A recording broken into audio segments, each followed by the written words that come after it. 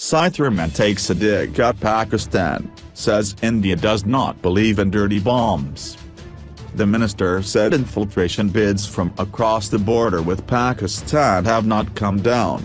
We are remaining alert, we will not entertain infiltration, she said. India takes nuclear non-proliferation very seriously and, unlike some of its neighbors, it does not believe in dirty bombs, Defense Minister Nirmala Sitharaman has said in an oblique reference to Pakistan. Sitharaman, while speaking at a book release function in the national capital on Friday, said India is complying with nuclear non-proliferation regulations despite not being a signatory to the Non-Proliferation Treaty, NPT. We are signing nuclear treaties as a commitment to non-proliferation and are not supportive of illegal spread, she said. Unlike some of our neighbors, India does not believe in dirty bombs. We take non-proliferation very seriously, she added. Sitharaman also said infiltration bids from across the border with Pakistan have not come down.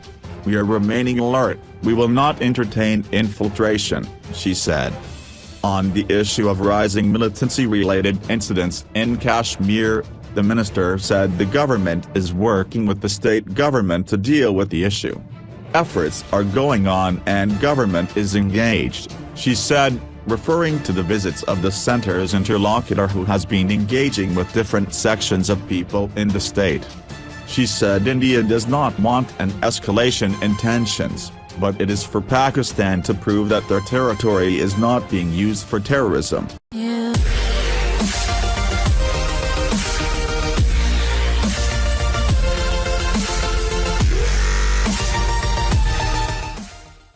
Indian Science Congress, Imphal Varsity spruced up, but venue change shadow looms large. Owing to disturbances on campus, Osmania University in Hyderabad had expressed inability to host the Congress this year in January. This led the ISC Executive Committee to move the venue to Manipur University. The plenary sessions, an important feature of every Indian Science Congress, ISC, till date, has been scrubbed out of the agenda in its 105th edition in Manipur due to the last-minute venue change from Hyderabad to Imphal.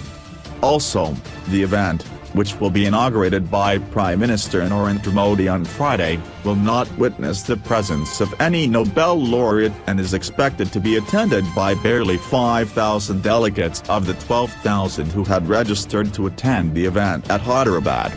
In each edition, the ISC witnesses a minimum of 32 plenary sessions, which are a coming together of distinguished Indian and foreign scientists and Nobel laureates who discuss burning scientific issues of the day for the benefit of students who attend from across the country. Many scientists too have decided not to attend, citing poor train connectivity to Imphal. Organizers admit that the venue change might cast a shadow on the largest annual congregation of Indian scientists. Meanwhile, on the eve of the inauguration, the Manipur University campus has received a facelift, new roads were being laid, and according to Students' Union General Secretary Lashram Kennedy Singh, the pathways were newly painted Thursday morning. The organizers brought in migrant workers from outside the state to set up the two main tents where the main events will be held, he said. A lot of people came in from Assam to speed up the work. About the plenary sessions, former Indian Science Congress Association, ISCA, General President Ashok Saxena said, in every session, we used to invite 5 senior Indian scientists and at least 3-4 scientists from abroad. But we now cannot hold plenary sessions with only Indian scientists. The change of venue in a short span of time has severely affected the Science Congress, he admitted. Owing to disturbances on campus, Osmania University in Hyderabad had expressed inability to host the Congress this year in January. This led the ISC Executive Committee to move the venue to Manipur University. Saxena also said that from now on, a university interested in hosting the Congress will be expected to give in writing a letter of support from the Governor and Chief Minister of the state. If you want to host, submit your governor's acceptance, provide all facilities, as well as letter from the chief minister, he said. Sources in Iska said Lovely Professional University had, soon after the fiasco in Hyderabad, offered to hold the ISC in January itself. However, Punjab is a Congress-ruled state and LPU is a private university and we did not want a repeat of what happened in Hyderabad, the official said. The 106th edition is expected to be held at Barkatula University in Bhopal between January 3 and 7 next year, the official added. Manipur University Vice-Chancellor Ilya Prasad Bonde said that it was definitely a risk to take on the project of hosting the ISC, but said it was a very good opportunity to show off the state of Manipur. Meanwhile, ISKA, 2017-18, General President Dakuda Samanta clarified that the photos of the Dalai Lama that were shared on the website were to show participants that he was expected to attend the event, not confirmed. We extended our interest to host the Dalai Lama but his calendar was full, he said.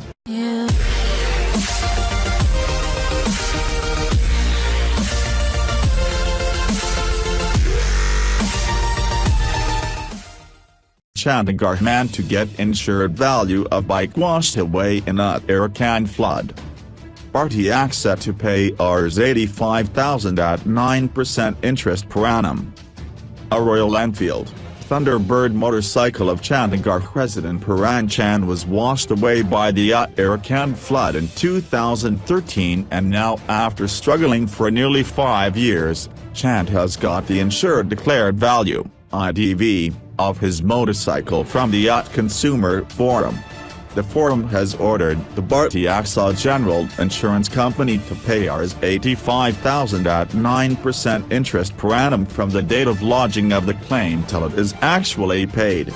Chand, a resident of Sector 7, Chandigarh, said he bought the Thunderbird in 2012 with ME for Rs 1.05 lakh and on June 12, 2013, his nephew took it for a ride towards Hemkunt. But, on June 16, he lost the motorcycle in the flood. Then, I never thought that later I would have to struggle to get the insured amount of my hard-earned motorcycle as even after that I had been paying the ME every month till 2015, said Chand. In his complaint, Chand stated that he got his motorcycle comprehensively insured by the insurance firm from May 17, 2013, to May 16, 2014, with an IDV of Rs 85,000. In 2013, the bike was taken by his nephew Abhay Kasena, to Hemkunt Sahib in Uttarakhand on June 12, 2013, and while it was parked at Kubber parking, on June 16, 2013, it was washed away by a flood. When the bike could not be traced, the police and the insurance firm were informed and an FIR was filed on June 21, 2013, by the Joshimath police station. Subsequently, the insurance party appointed IR surveyor and loss assessors private limited for settlement of the claim. Although Chand had submitted all the documents to the surveyor, the latter kept demanding a number of documents, information, which were difficult to be arranged due to the passing time. With the cup of woes brimming, Chand then filed the instant consumer complaint at the Consumer Forum in April 2016, after he failed to get the insured value of his motorcycle. Bharti AXA General Insurance, in reply, stated that the complaint was time-barred as the incident took place on June 16, 2013, and the present was filed on April 18, 2016 and, more so, the delay of more than 2 years in filing the complaint has not been explained by the complainant. It has been urged that despite repeated reminders, it is the complainant who failed to provide the requisite documents and the insurance firm tried its level best to redress his grievance. After hearing the arguments, the forum observed that the loss of the vehicle and its being covered by the policy in question was not disputed. Further, intimation to the police was substantiated by documentary evidence and intimation to the insurance firm in pursuant thereto. The appointment of the surveyor was also not disputed. But, we are not impressed by the same and are of the concerted opinion that the consumer complaint has been filed within the period of limitation. The required documents were submitted by the complainant along with his explanation on August 19, 2014. And they were duly acknowledged by the insurance firm itself.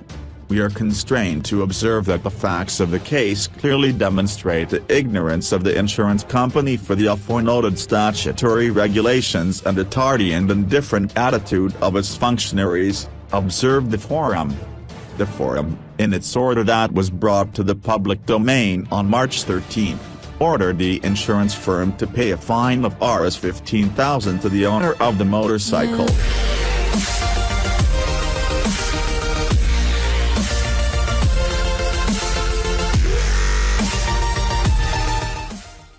More than half of Azamgarh madrasas violate norms. Azamgarh DMWO Sahatyan Akash Singh said the inquiry, which began in September 2017, found 304 madrasas placed false details on the portal.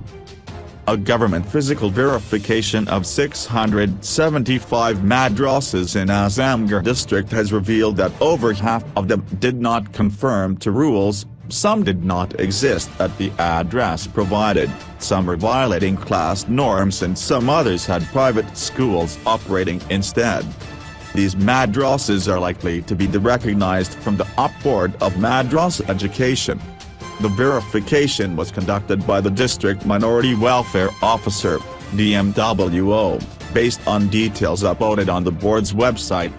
Azamgarh DMWO Sahatyan Akash Singh said the inquiry, which began in September 2017, found 304 madrasas placed false details on the portal.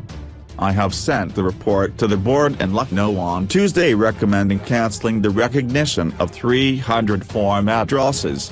These madrasas were found not satisfying the board's standards. In the report, I have mentioned reason why the recognition needed to be cancelled, said Singh. In a bid to check irregularities in madrasas, the government had launched the Board of Madrasa Education portal in August last year. The government had instructed madrasas to upload pictures of classrooms or total area, number of teachers and employees, their address numbers, account details, etc. in order to bring transparency. In all, details of 18,225 madrasas were uploaded and the board directed all DMWOs to physically verify the details. When contacted, board's registrar Rahul Gupta said the statewide verification of 18,225 madrasas was ongoing.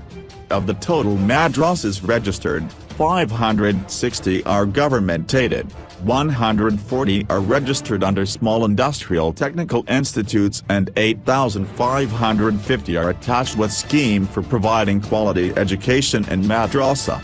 Meanwhile, the board has also been verifying details of the land on which 78 government-aided madrasas were running in the state. Minority Welfare Department Director S.N. Pandey had formed a 3-member committee last month to verify the details and submit a report. While examining records of madrasas uploaded on portal, we found around 40 madrasas built on government land including that of Gram Sabha. In other cases, madrasa buildings were not up to their required standard. The committee has sent notices to all these madrasas seeking their reply, said Pandey.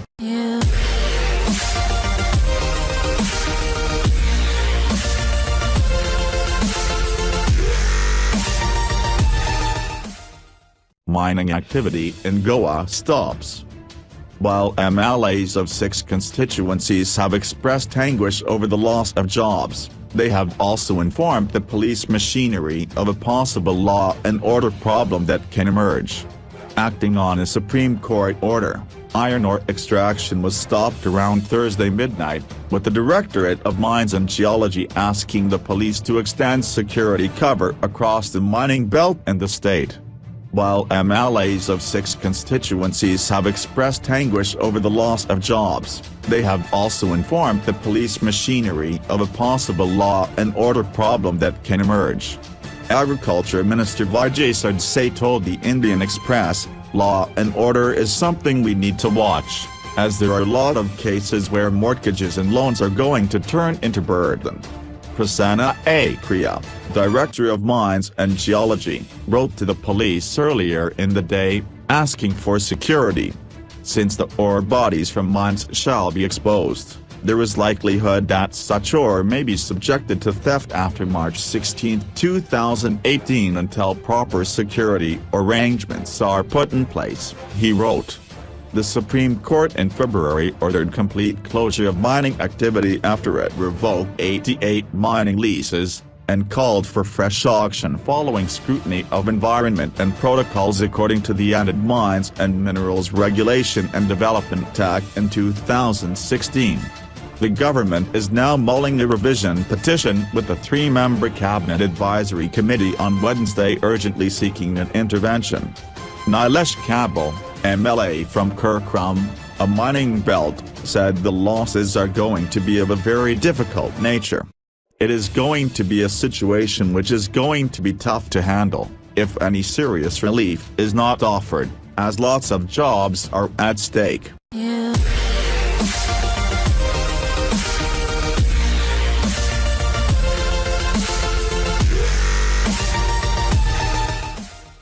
Chennai Airport put on high alert after bomb threat call. The call was made to an airline operating flights between here and Hyderabad, and security measures have been put in place, officials said. Chennai Airport officials were put on high alert following a bomb threat call to an airline, hours before the arrival of the Vice President and Defence Minister to the Tamil Nadu capital. The call was made to an airline operating flights between here and Hyderabad, and security measures have been put in place, officials said. 20 flights are scheduled through the day between the two cities. Security was stepped up at the airport in view of Vice President Venkaiah Naidu and Defence Minister Nirmala Sitharaman visit today.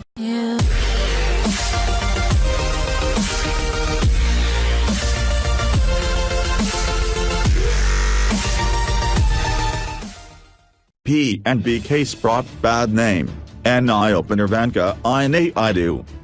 Naidu was speaking at the 58th National Cost Convention here organized by the Institute of Cost Accountants of India. Vice President Venkaiah Naidu Friday said the developments at Punjab National Bank, PNB, has brought a bad name to the system and is an eye-opener as he pitched for greater transparency and ethical corporate governance. What happened with Punjab National Bank and other banks is an eye-opener to all of us. There has been some systemic failure, maybe because of some individuals. At the same time, it brought a bad name to us, to the system, he said. Naidu was speaking at the 58th National Cost Convention here organized by the Institute of Cost Accountants of India.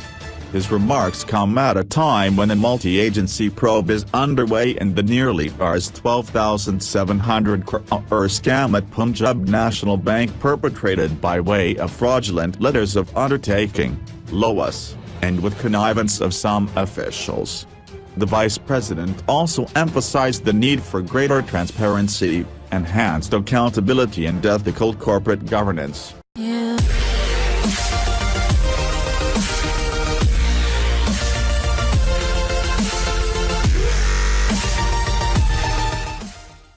Bootcamp East Zone begins campaign against cruelty on animals.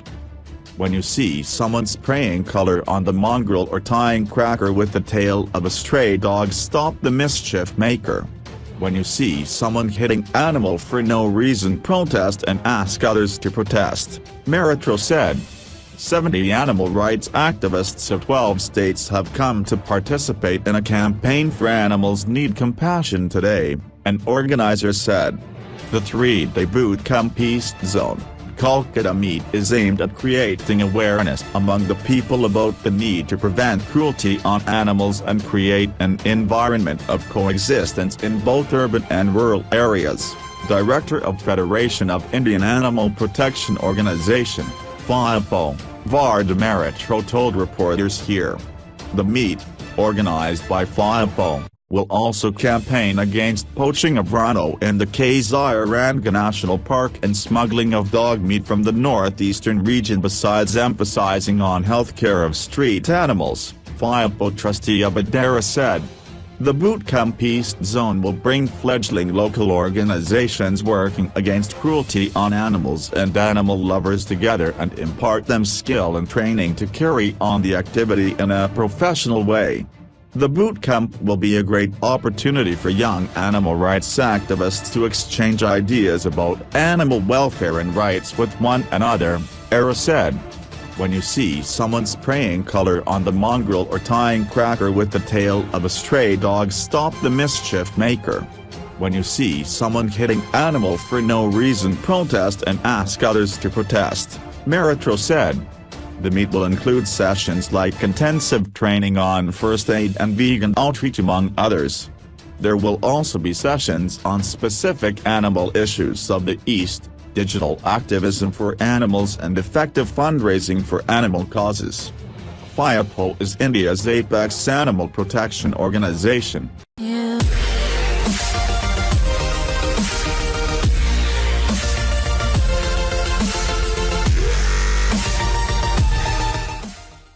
In Agra, an armed man keeps vigil as college students cheat.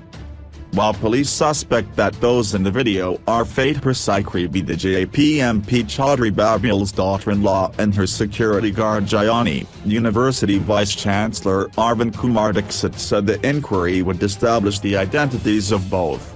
Dr. Bhim Rao Ambedkar University in Agra has ordered the probe after a video shot at an affiliated academy, in which an armed man and a woman are seen standing guard while college students allegedly cheat during degree exams, went viral.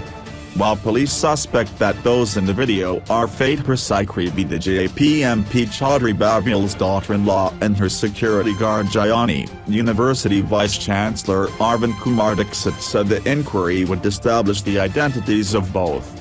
The video, in which the man is seen walking around with a gun tucked in his pants, was allegedly shot at Krishna Academy, affiliated to Dr. Bhim Rao Ambedkar University.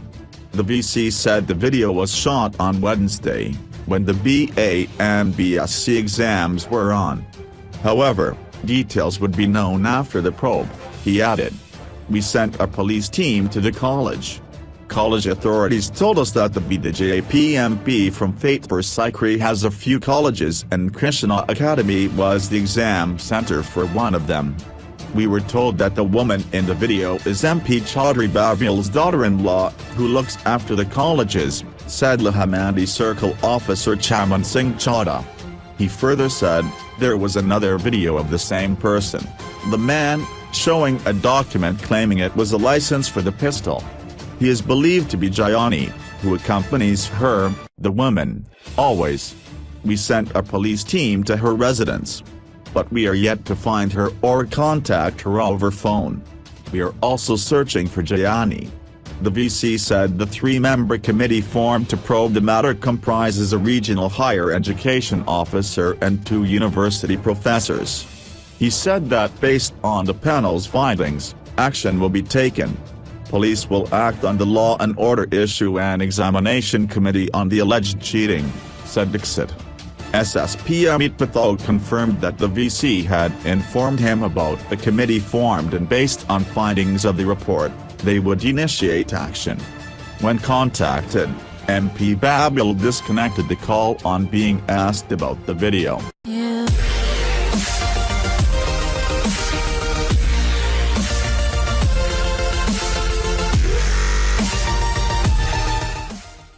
Will not touch Ram Setu Bridge, Centre tells SC.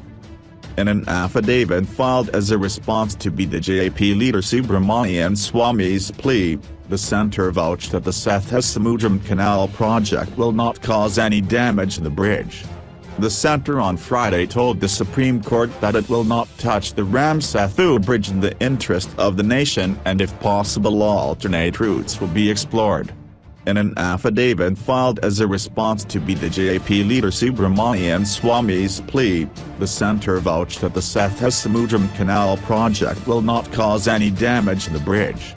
The government said, the Government of India intends to explore an alternative to the earlier alignment of Sethas-Samudram Ship Channel project without affecting or damaging the Adams Bridge, Ram-Setu, in the interest of the nation. The Union Ministry of Shipping requested the bench, headed by Chief Justice Deepak Misra, to dispose of the plea by taking note of the stand taken by the ministry in the affidavit. Swamy had filed appeal against the centre's Sethas-Samudram Canal project and had sought that the centre be directed to not touch the mythological Ram-Setu bridge.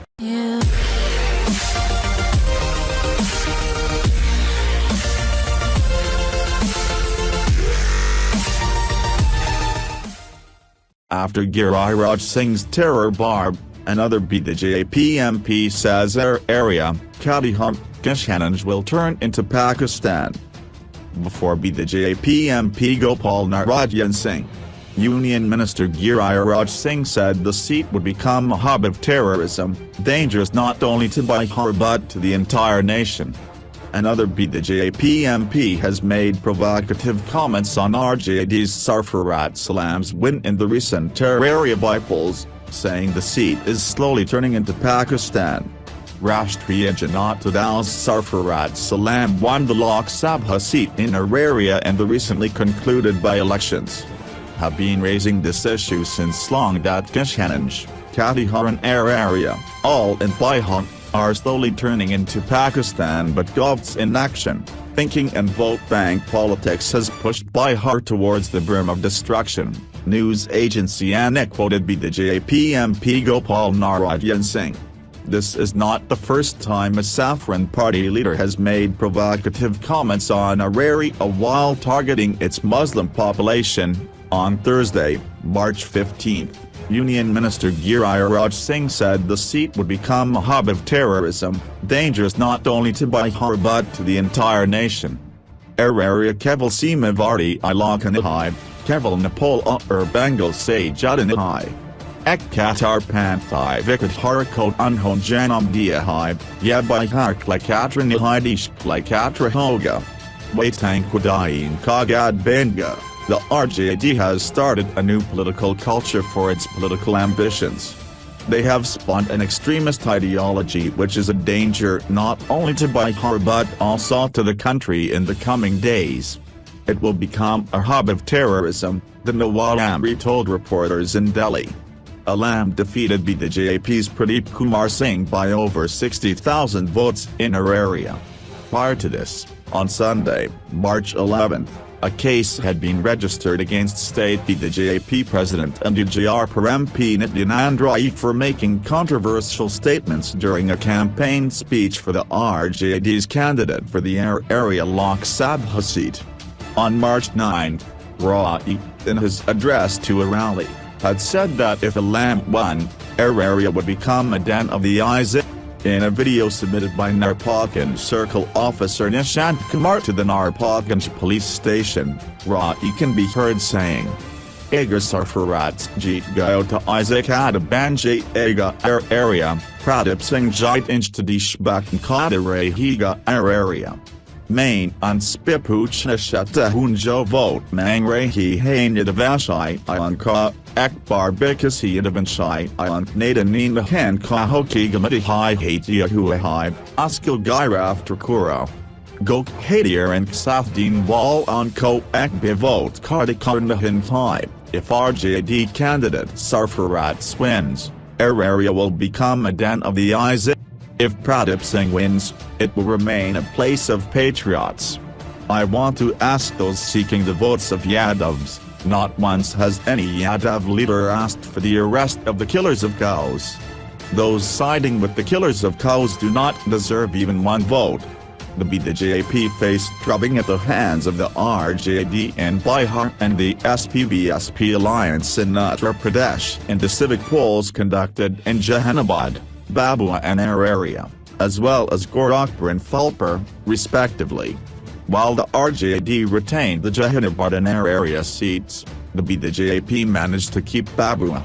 Gorakhpur is an important seat for the ruling party in the state as it had been a BJP bastion since the last 30 years, with current Chief Minister Yogi Adityanath having vacated the seat to take over the reins of the state, necessitating polls for the seat.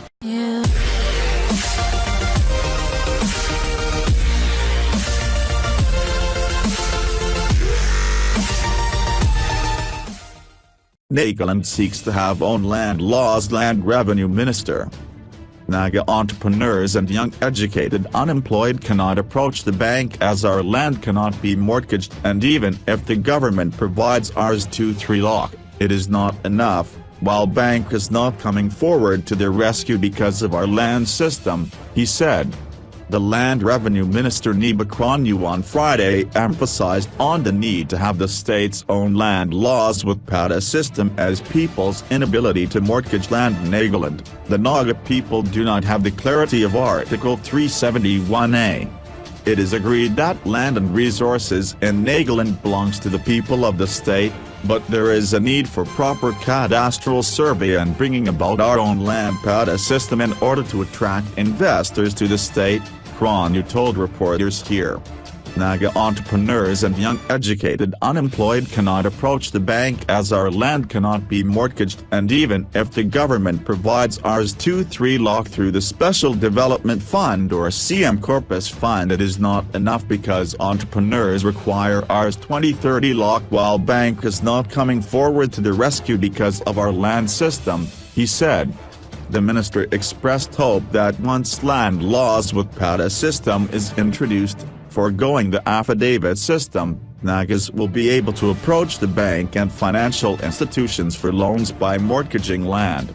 He also said that coordination meeting will be soon held with the civil society for bringing about the new laws. Unless we do this, investors will not come to Nagaland, because we are unable to mortgage and lease out our land, as social clearance is required for all foreign direct investment and externally aided projects, he said. The minister, who also holds planning and coordination department portfolio, asserted that things would move faster and all stagnant mega projects including the cultural home, multi-purpose parking at New NST and Old Medical Directorate would also be taken up.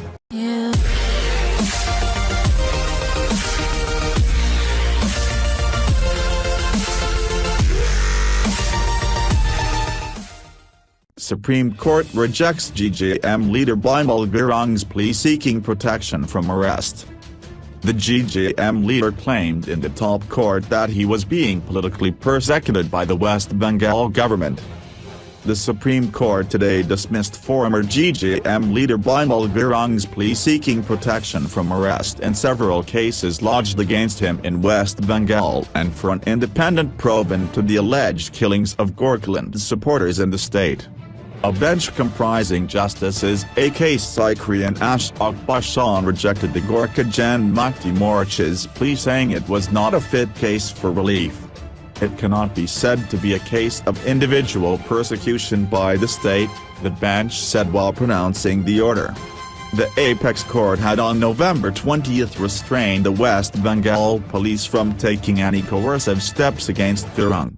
The GJM leader had claimed in the top court that he was being politically persecuted by the West Bengal government. However, the Mamata Banerjee government had submitted a list of 53 FIRs lodged against Gurung and said he was facing trial in another 24 cases as well. The GJM Central Committee had recently suspended Gurung for 6 months and appointed Binay Tamang as the party's new president. The police had earlier claimed that Gurung and some of his aides were absconding after being booked under the Unlawful Activities Prevention Act in connection with the violence in Darjeeling Hills during the recent agitation for a separate Gorkhaland. Gurung has approached the apex court seeking an independent probe into the alleged killings of Gorkhaland supporters during the protests.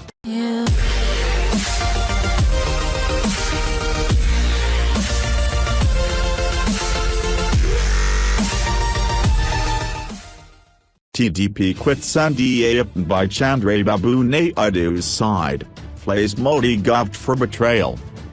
The TDP officially announced its exit from the BJP-led NDA alliance today, after the party and the centre failed to see eye-to-eye on granting special category status for Andhra Pradesh.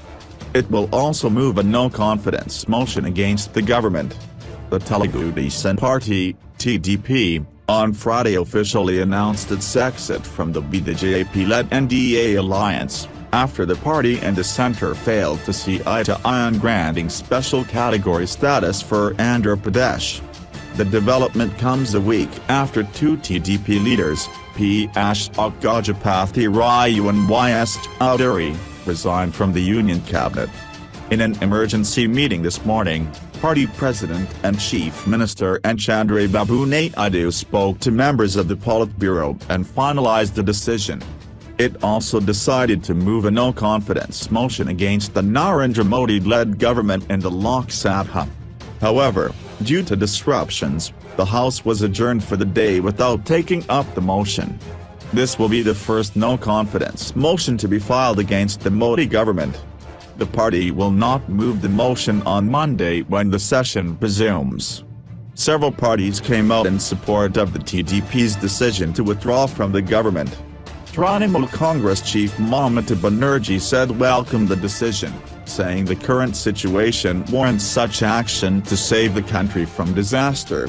Taking to Twitter, she added, "I appeal to all political parties in the opposition to work closely together against atrocities, economic calamity and political instability." Reacting to the morning's development, Congressman Ukich Chowdhury said the party continues its commitment to the people of Andhra Pradesh. "Our commitment to people of Andhra Pradesh continues and this government has no business to take away that right of ours. It is only right that we fight collectively, it is the principle we are fighting on. Centre has exposed itself and that it does not stand by any ally," she said, reported news agency ANI. Union Minister Mark Rabasnakvi called the TDP's move a rehearsal before the elections. "We will see what happens in Parliament or in which party chooses to go which way. In a way it is election year and every state has demands and issues. It is not right for us to comment on it.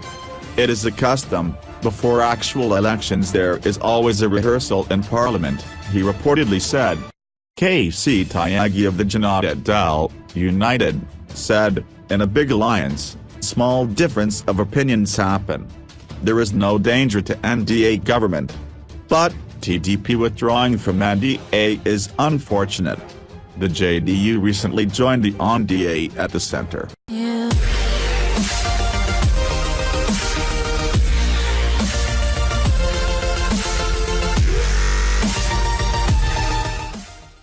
Arvind Kejriwal has murdered up in Punjab Navjot Singh Sidhu. Kejriwal's apology also drew flack from his party's leaders and MLAs in Punjab, who said they were stunned by the move and disappointed as he had not kept them in the loop. Punjab Congress leader Navjot Singh Sidhu Friday said UP convener Arvind Kejriwal had murdered his party in the state by apologizing to SAD leader Bikram Singh Majithia.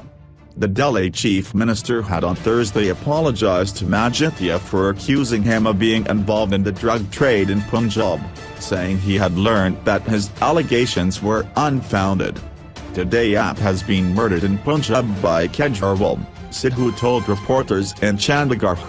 Kejriwal's apology also drew flack from his party's leaders and MLAs in Punjab, who said they were stunned by the move and disappointed as he had not kept them in the loop.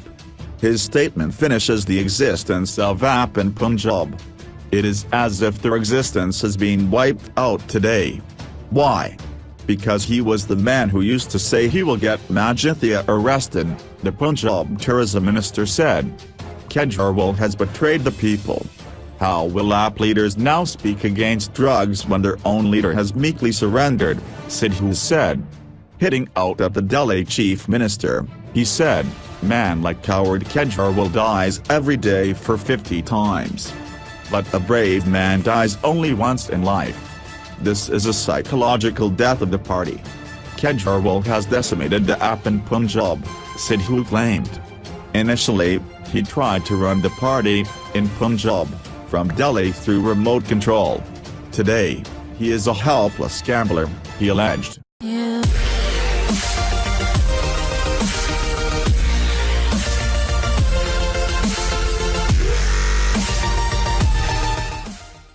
Tamil Nadu budget nothing for farmers, weavers and fishermen, says Kamal Hassan's M&M.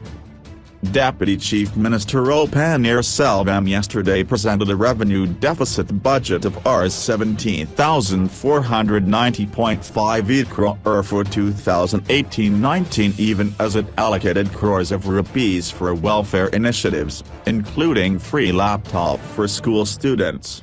Mukhniti Mai M&M founder Kamal Hassan on Friday criticized the revenue budget presented by the Tamil Nadu government, saying there is nothing significant in it for farmers, weavers and fishermen and that the people of the state deserve better representatives to script their future.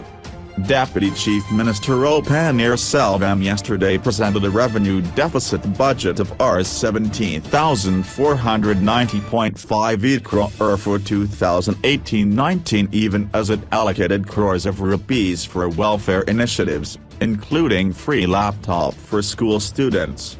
Overall budget except for the crore changed at the beginning, the budget speech seems largely a photocopy of previous years. Nothing significant for farmers, weavers and fishermen.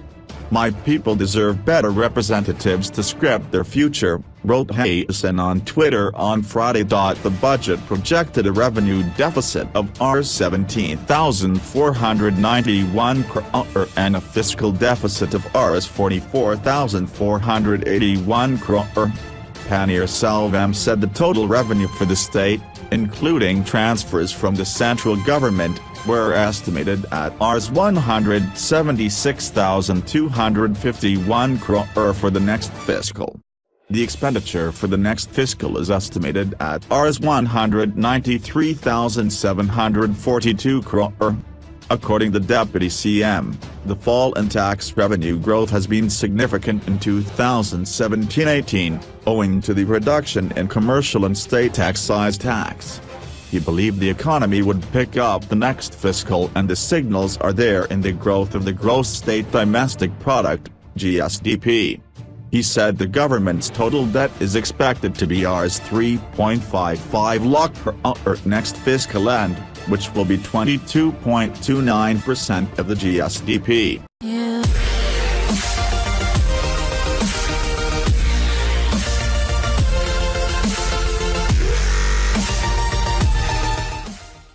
Judge Loya's death. Supreme Court reserves verdict on pleas for independent probe.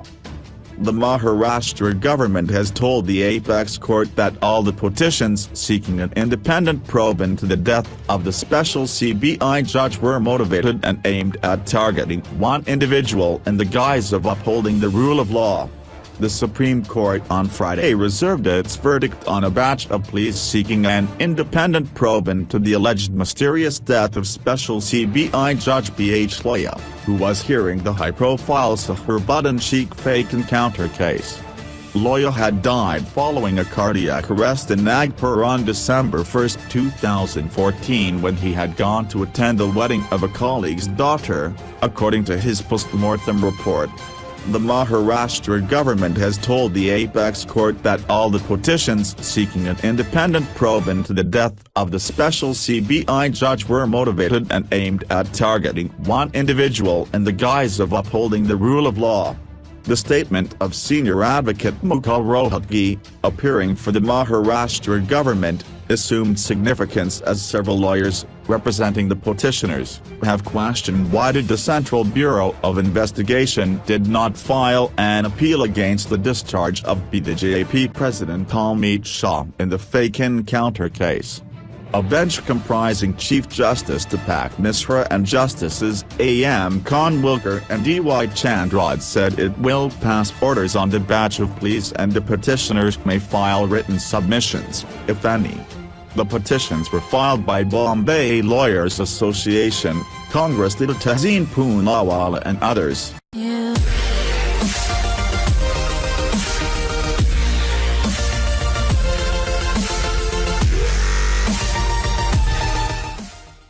Vijay Mallya extradition trial returns to UK court.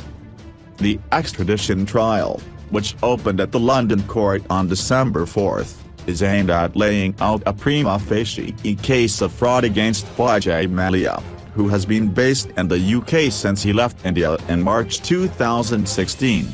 Liquor tycoon Vijay Mallya's extradition trial is set for one of its final hearings at Westminster Magistrates Court here on Friday. The 62-year-old, who is on trial for the UK court to rule if he can be extradited to India to face charges of fraud and money laundering amounting to around Rs 9,000 crores, is on bail until April 2 and therefore not obliged to attend the hearing today. Judge M. Arbuthnot is expected to rule on the admissibility of evidence presented by the Crown Prosecution Service, CPS, on behalf of the Indian government and set a timeframe for her final verdict. At the last hearing in January, Mallya's counsel, Clara Montgomery, had argued that evidence that was claimed as a blueprint of dishonesty by the CPS was in fact privileged conversation between Mallya and his lawyer about legal advice and clear contemplation of litigation and hence should be inadmissible. On a separate category of evidence presented by the Indian government, Mallya's team questioned the reliability of investigating officers in the case and pointed to over 150 pages of near-identical material purporting to be statement of witnesses taken under Section 161 of the Indian CRPC. They do not appear to be in any way an account of things that witnesses would have said but rather seem to be somebody else's analysis put into the mouths of the witnesses, down to the spelling mistakes, Montgomery said, adding that the documents were identically reproduced with not only the same words but also the same typing errors. After the defense has completed its arguments, the CPS will respond against the claim of absence of a strong prima facie case on grounds of iniquity. Judge Arbuthnot had also sought further clarifications related to availability of natural light and medical assistance at Barrack 12 of Mumbai Central Prison on Arthur Road, where Mallya is to be held if he is extradited from Britain. According to Indian authorities, these clarifications have been provided to the court. The extradition trial, which opened at the London court on December 4, is aimed at laying out a prima facie case of fraud against the tycoon, who has been based in the UK since he left India in March 2016. It also seeks to prove that there are no bars to extradition and that Mallya is assured a fair trial in India over his now defunct Kingfisher Airlines alleged default of over Rs 9,000 crore in loans from a consortium of Indian banks. The CPS, representing the Indian government, has argued that the evidence they have presented confirms dishonesty on the part of the businessman and that there are no bars to him being extradited from the UK to face Indian courts. Mallya's defense team has deposed a series of expert witnesses to claim he had no fraudulent intentions and that he is unlikely to get a fair trial in India. Mallya was arrested by Scotland Yard on an extradition warrant in April 2017 and has been out on bail on a bond worth £650,000. Chief Magistrate Arbuthnot is expected to pronounce her verdict in the case by May this year. If she rules in favour of the Indian government, the UK Home Secretary will have 2 months to sign Mallya's extradition order. However, both sides will have the chance to appeal in higher courts in the UK against the Chief Magistrate's verdict.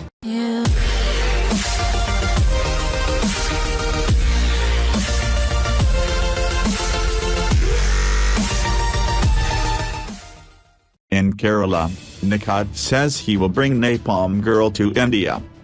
Photojournalist Nikat, who won a Pulitzer Prize for his photograph Napalm Girl in 1973, is in India for the first time to attend the International Press Photography Festival in Kerala. Photojournalist Nikat, who won a Pulitzer Prize for his photograph Napalm Girl in 1973, is in India for the first time to attend the International Press Photography Festival in Kerala. being organized by the Media Academy and the Government of Kerala in Thiruvananthapuram, Kerala. Speaking at the event, Ut said he would return to the country along with the girl he shot, Kim Phak. Now a Canadian citizen, Phak is an ambassador of UNESCO Festival, a platform for journalists and photojournalists to showcase their work, is hosting its second edition in the country. Ut was working for the Associated Press when he shot the 1955-75 Vietnam War. He recounts people fleeing napalm, as the US-backed South Vietnamese plane dropped 4 bombs on the village. While photographing the bombing, he shot pictures of a girl, 9 years old at the time, running out of the village, naked and in pain. I think that picture changed my life, and her life, too, and changed the war, Ut later said. I looked in my camera's viewfinder, I saw the girl running through black smoke. I thought, why isn't she wearing clothes? I clicked lots of pictures of her. I knew she'll die in minutes. I cried a little bit too. That's why I wanted to bring her to a hospital. I didn't worry about my job that day. I knew I had a good picture, he added.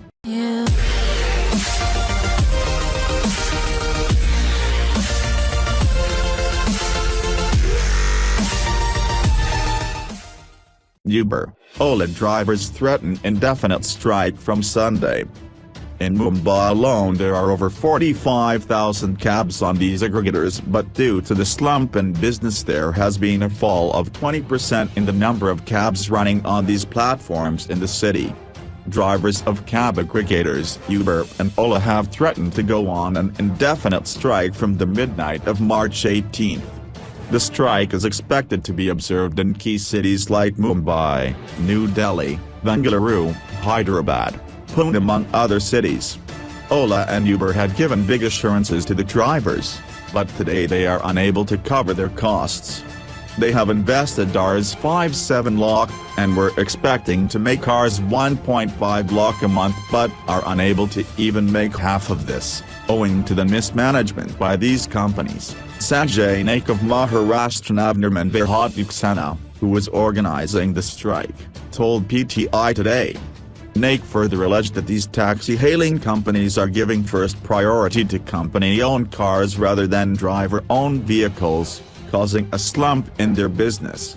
While taxi-hailing companies offered loan guarantee letters to drivers through the Mudra scheme and that too without any verification, they are defaulting on repayment now as their costs are not covered, he claimed. In Mumbai alone there are over 45,000 cabs on these aggregators, but due to the slump in business there has been a fall of 20% in the number of cabs running on these platforms in the city.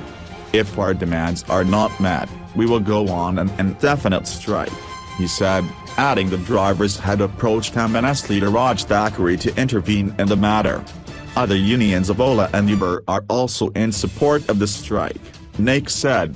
The Transport Department should take strict action as these taxi-hailing companies are violating permit conditions, and also encroaching on the taxi rickshaw business. It is good they are going on strike, Al Quadros, General Secretary, Mumbai Taximen's Union said. While Ola declined to comment, an Uber spokesperson said termed the strike call as a speculative.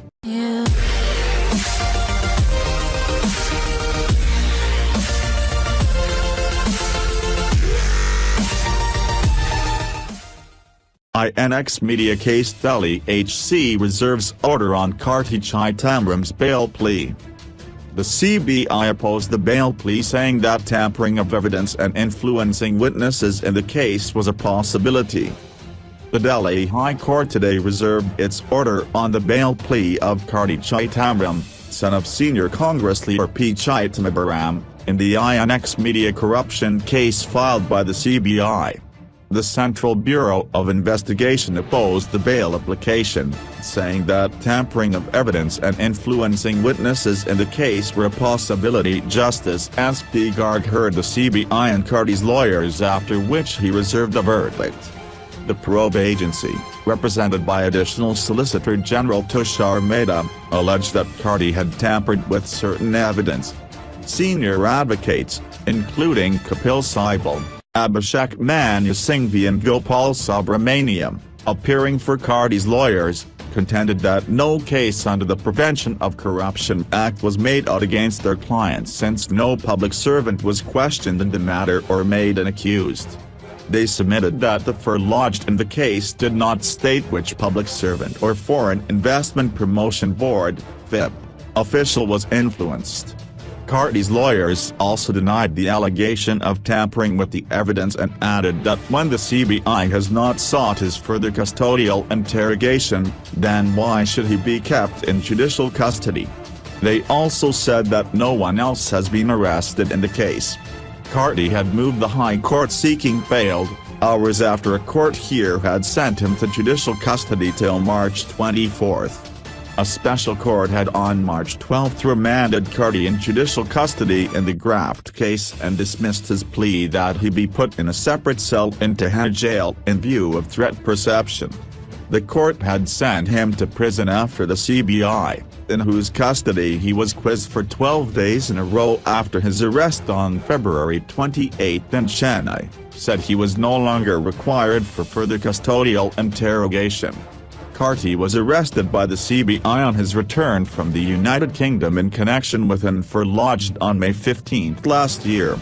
It alleged irregularities in a FIP clearance given to a media house, INX Media, for receiving funds of about Rs 305 crore from overseas in 2007 when his father was the Union Finance Minister. The CBI had initially alleged that Karti received Rs 10 lakh as a bribe for facilitating the FIP clearance to INX Media. It, however, later revised the figure to $1 million, about Rs 6.50 crore at the current exchange rate and Rs 4.5 crore in 2007. The fresh evidence in the case, which triggered Karti's arrest, was based on a statement of Indrani Mukherjee, former director of INX Media, P. Limited, who recorded it under Section 164 of the CRPC before a magistrate on February 17. Indrani is at present lodged in a Mumbai prison in connection with the case of murder of her daughter Sheena Bora.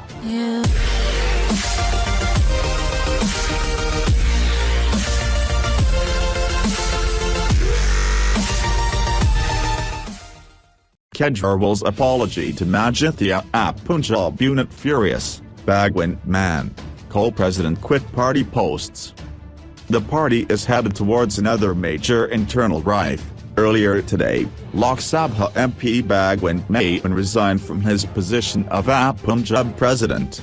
Aam Aadmi Party's App Punjab unit seems to have slipped into a major crisis, a day after its national convener Arvind Kejriwal offered a written apology to former Punjab Minister Bikramjit Singh Manjithia for accusing him of being involved in drug trade.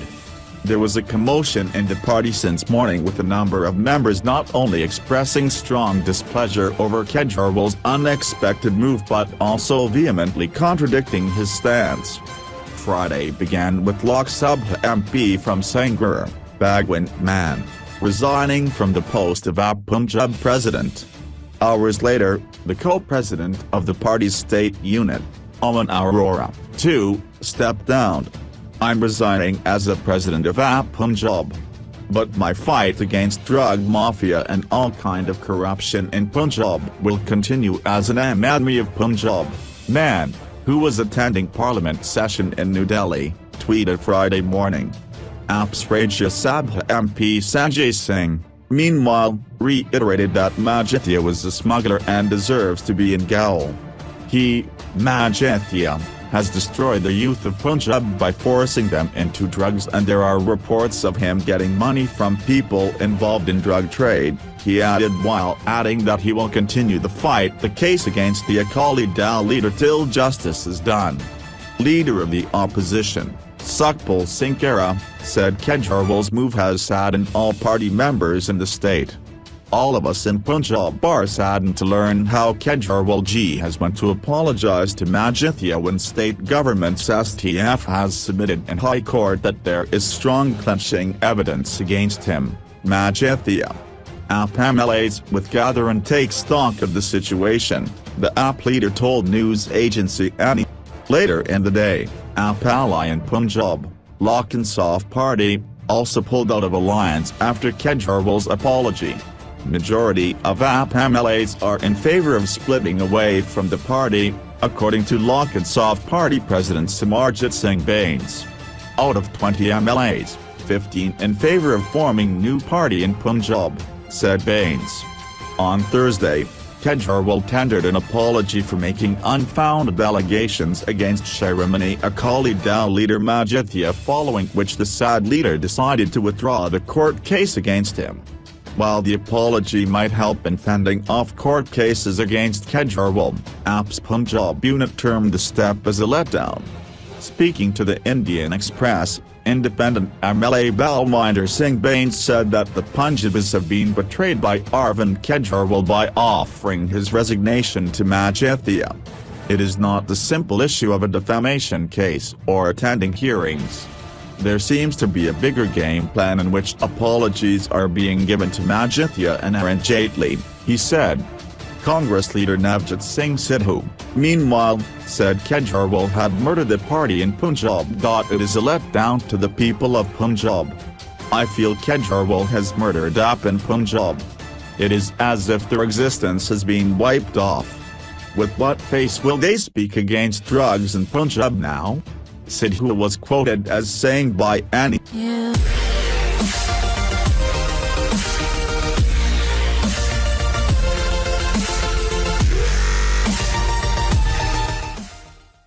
RSS membership registers growth in Kerala, 7,000 new members added in past 1 year. The RSS's efforts to conduct more shakas are stonewalled mainly in communist strongholds like rural areas of Kannur and Payanur, said Gopalankati. Close to 7,000 new members were added to the ranks of the Rashtriya Swayamsevak Sangh, RSS, in Kerala in the past 1 year, registering a growth of nearly 7% in membership, said RSS Pranthkariyava P. Gopalankati. A substantial section of young members was added through the Join RSS campaign online, he added. We have around 1.75 lakh active workers in the state now who take part at least once a week in Shaka activities of the Sangh, he said. In the state, the Sangh currently holds 4,105 daily shakas in 3,000 places. With 56 mandals added in the past 1 year, 1,426 out of 1,503 mandals are now active with RSS programs, he said. The Sangh's objectives for the next 3 years in the state were finalized at the recently concluded Akil Bharatiya Pratinayi Sabha, ABPS. Dr. R.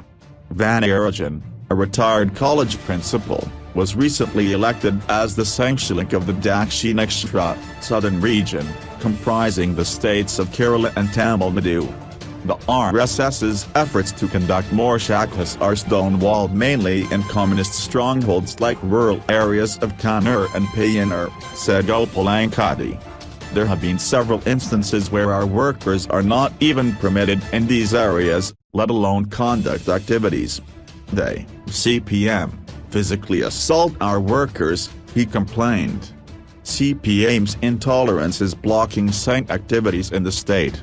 They don't accept their right to dissent, he added.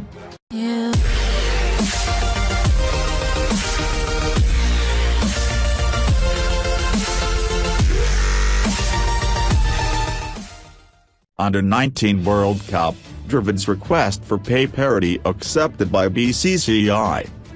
The Board of Control for Cricket in India accepted the Under-19 and India coach, Rahul Dravid's proposal for equal pay in relation to India Under-19 side clinching the 2018 Under-19 World Cup, earlier in the month. As per a report in Indian Express, BCCI has revised the original pay plan, with each member of the backroom staff, including Dravid, receiving 25 Indian rupees lakh each. So Dravid's initial reward of 50 Indian rupees lakhs has been halved. There have been a few additions made to the original list.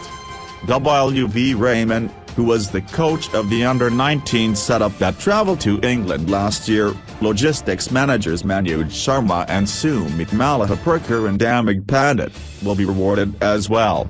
The BCCI has also extended the pay package to a trainer, Rajesh Savant, of the setup who passed away last year. Earlier this month, Dravid had conveyed his reservations about accepting 50 Indian rupees lakhs when other members of the backroom staff were being rewarded with 20 Indian rupees lakh each. On the other hand, players were expected to be paid in the range of 30 Indian rupees lakh each.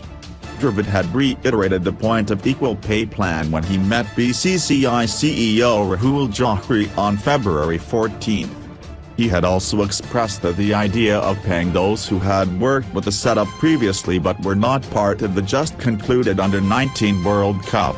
It was great teamwork, guys behind the scenes, the selectors, NCA, the BCCI setting up games and series. Winning a tournament like this is a good reflection of the teamwork, Dravid had noted in the media after the triumphant Under-19 squad had landed in India.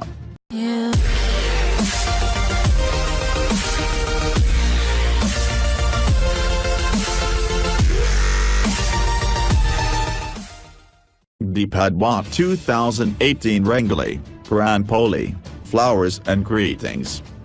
Maharashtra is all set to celebrate Deepadwa on March 18, marking the beginning of New Year. New Delhi, Rangoli, Poli, flowers and new clothes. Maharashtra is all set to celebrate Deepadwa on March 18. A Hindu festival, Deepadwa marks the beginning of the new year. Not only Maharashtra, other states in India like Karnataka and Andhra Pradesh also celebrate the day with much fanfare. In Andhra Pradesh it is called Ugadi, while in Karnataka it's called Ugadi, and Kashmiri Pandits celebrate the day as Navratri. Deepadwa or Chaitra Shukla Pratipada signifies the end of one season and the beginning of another, as farmers prepare to harvest the rabi crop and prepare for the new sowing season. Legend says on Deepadwa, Lord Brahma created the universe, which marked the beginning of Satyuga. Traditionally on this day, devotees worship Lord Brahma, and then hoist a Agni or a doll to invoke Lord Vishnu or the Savior to seek his blessings. Putting up the Agni is a key part of the festival. People buy green or yellow silk cloth, tie it on a bamboo stick, decorate it with red and yellow flowers, an inverted copper or a silver pot, and place it at the entrance or outside the window. Deepadwa also marks a significant movement of the sun. It's the March or the vernal equinox in the northern hemisphere, when the sun crosses the equator and we see roughly equal days and nights. Not only in India, people in many parts of the world celebrate this day with food and festivities. On March equinox, the Japanese remember their ancestors and the Chinese observe an ancient custom called balancing an egg, symbolizing fertility and prosperity. This year Deepadwa coincides with the beginning of the 9-day celebrations of Chaitra Navratri, when devotees worship goddess Durga and her 9 avatars.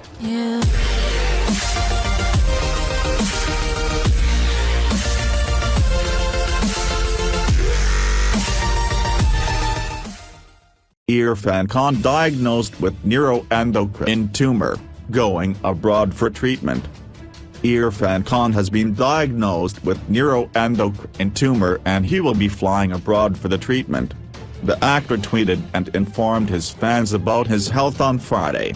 Irfan Khan on Friday released a statement on his Twitter handle about the rare disease he has been suffering from. The actor has been diagnosed with neuroendocrine tumor and he will be traveling out of India for his treatment. In a statement, Irfan wrote, "The unexpected makes us grow, which is what the past few days have been about." Learning that I have been diagnosed with neuroendocrine tumor as of now has admittedly been difficult, but the love and strength of those around me and that I found within me has brought me to a place of hope.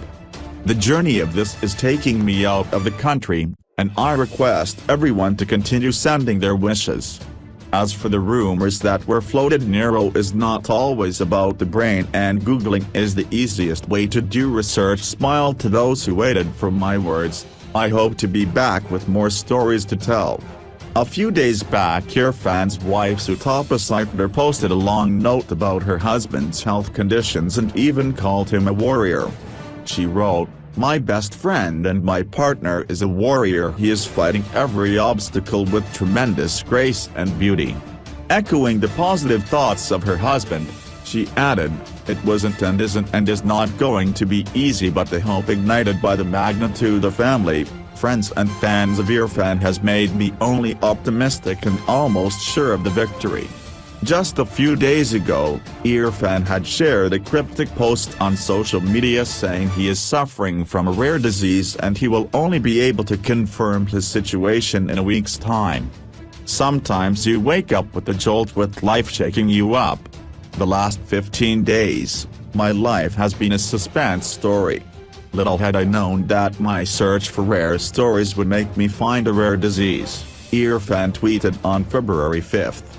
"I have never given up and have always fought for my choices and always will. My family and friends are with me and we are working it out the best way possible. In trying times, please don't speculate as I will myself share with you my story within a week, 10 days, when further investigations come with a conclusive diagnosis. Till then, wish the best for me," he added. Vishal Bardwaj had also announced last month that he had to push back his upcoming project with Deepika Padukone and Irfan as the two actors were down with health problems. But Irfan was diagnosed of jaundice then. Bardwaj had posted on Facebook, "I am pushing back the film by a few months as both of my lead actors are down with different health problems. Irfan is down with jaundice."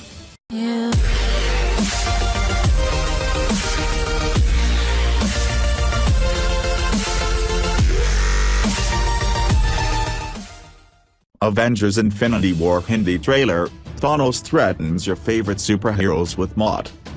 Marvel India has released the official Hindi trailer for Avengers Infinity War, the hugely anticipated third film in the Avengers series, and 19th overall in the Marvel Cinematic Universe. Marvel India has released the official Hindi trailer for Avengers Infinity War, the hugely anticipated third film in the Avengers series, and 19th overall in the Marvel Cinematic Universe. The trailer doesn't include any new footage, but teases what the film will be like in an entirely new language. Like the official trailer, this one sets off on an ominous tone, dreading the arrival of a villain to end all villains, Thanos. Josh Brolin, Tony Stark, Robert Downey Jr., sits on his knees, broken and defeated.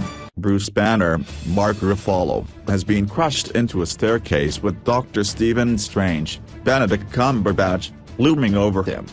Wanda Maximoff, Elizabeth Olsen, caresses Vision's Paul Bettany face, who strangely is in a human form now.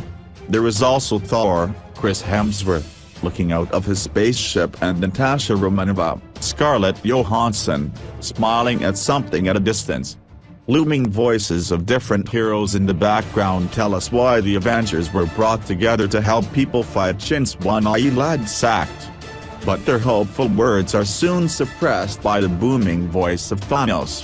Jolt hi main tam yadalongak heart hi hodi hi, lakar hanak hi hodi hi, ak hi k's dam tod ki hi. Shay jo bikarlo, bok nai poj. Tam hari mot a shuki hi. The film stars Robert Downey Jr., Chris Evans, Chris Hemsworth, Scarlett Johansson, Mark Ruffalo, Jeremy Renner, Elizabeth Olsen, Anthony Mackie, Paul Rudd, Chris Pratt, Zoe Saldana, Dave Bautista, Paul Clemente, Tom Holland, Benedict Cumberbatch, Chadwick Boseman, Sebastian Stan, Peter Dinklage, Josh Brolin, and more. It is directed by Joe and Anthony Russo, who've directed the two previous Captain America movies, and is scheduled for a May 27th release. Yeah.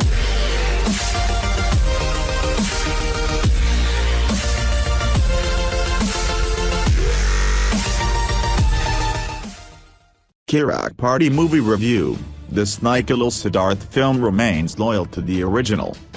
Kirak Party Movie Review. If not for some change in the lead star cast and language, it would be hard to tell any difference between Kirak Party and Kirak Party. Kirak Party is the official remake of Kannada blockbuster Kirak Party, a slang used to describe someone who has a bad temper. The Telugu remake is helmed by debutante Sharon Kapaisetti, who has remained extremely faithful and loyal to the original film, which was made by director Rishabh Shetty and Rakshit Shetty. If not for some change in the lead star cast and language, it would be hard to tell any difference between Kirak Party and Kirak Party. It is one of the campus-based films which strongly believes that students can't make good memories during their college days unless they smoke packs of cigarettes, drink their body weight in alcohol, bunk classes, and do among various other activities that basically make very parents upset. If we pardon the original sin of the script that rests the narration on the tried and tested ropes of campus life films, Kirak Party packs an engaging story of a young man's self-discovery, good music and charming performances. Krishna, Nikhil Siddharth, a first-year mechanical engineering student, and his group of friends have a crush on the same girl, Mira Joseph, Simran Parinja, who also happens to be their senior in the college.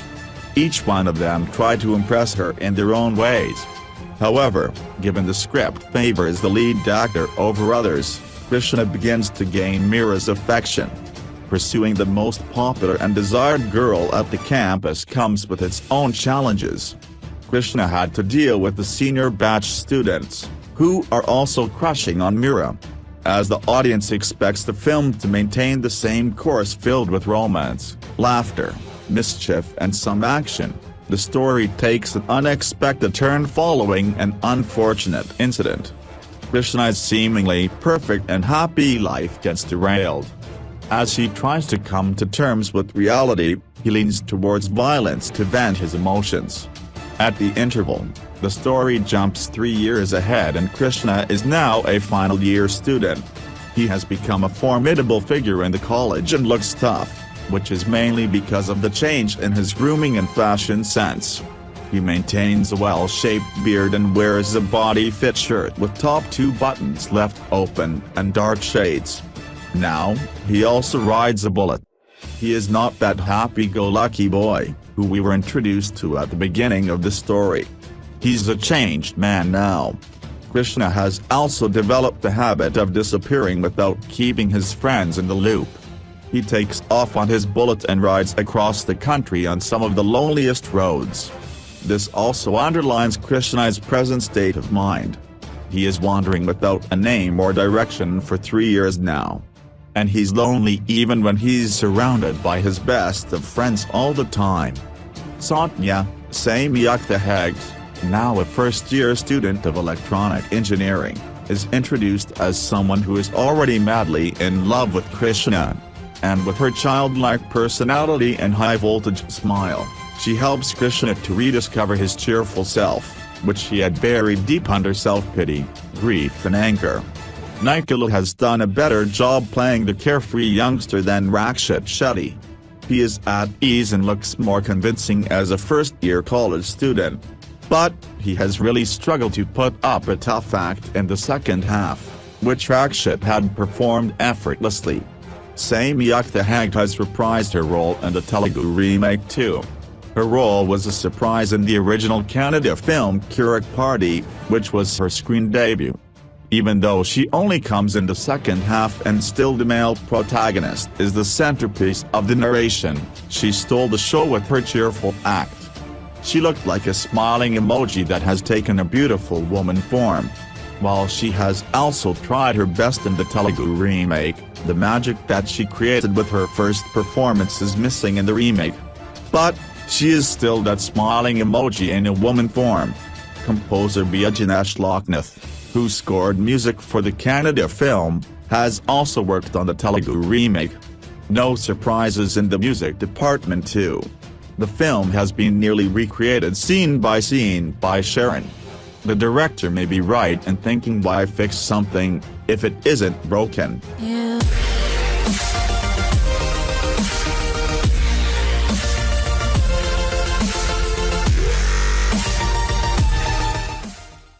Filmmakers bat for Irfan Khan. The recent news about Irfan Khan's health issue has sent shockwaves in the industry. The actor, whose family has asked people not to heed to speculations, has 3 films lined up and has taken time off to recuperate. Filmmakers are standing by him at this crucial hour. Says a source, Irfan was excited to launch the Blackmail trailer, but luck had its own way. The makers had planned to have a big event to unveil the trailer, but unfortunately, his illness came to the fore and that didn't happen. Abinadio, director of Blackmail, states, Irfan wants the show to go on. We had met him at his home after we heard about his health. He was clear that he wanted the film to release as per schedule. So, it's opening in cinemas on April 6, according to the original plan. We want him to get fit soon and hope he will watch the film with us. Producer Perkin has already announced her pet project, which stars Irfan and Deepika Padukone and will be directed by Vishal Bardwaj. The gangster drama was initially pushed ahead after the filmmaker heard that the national award winner was down with jaundice and Deepika was suffering from back pain. Now, it's put on the back burner. Perkin tells us, Irfan is an exceptional actor. Nothing except his health matters now. Another film that is in the pipeline is Akarsh Khurana's Karwan. The debutante director says, Ronnie Scruva, my producer, has been in touch with Irfan. We are proceeding with his knowledge and approval and releasing the movie on June 1.